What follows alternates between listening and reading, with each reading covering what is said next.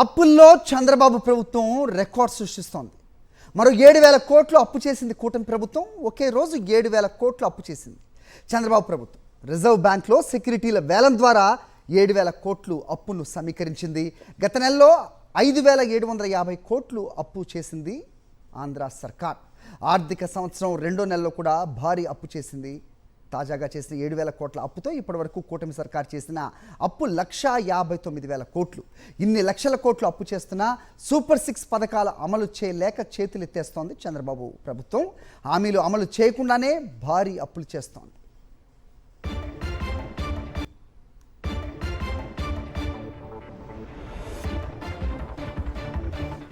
అప్పుల్లో చంద్రబాబు ప్రభుత్వం రికార్డ్ సృష్టిస్తోంది.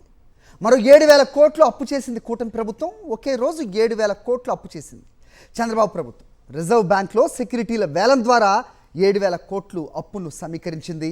గత నెలలో 5,750 కోట్లు అప్పు చేసింది ఆంధ్ర సర్కార్.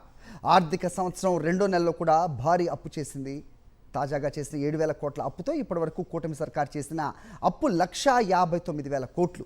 ఇన్ని లక్షల కోట్లు అప్పు చేస్తున్నా సూపర్ 6 పథకాల అమలు చేయలేక చేతులెత్తేస్తోంది చంద్రబాబు ప్రభుత్వం. హామీలు అమలు చేయకుండానే భారీ అప్పులు చేస్తోంది.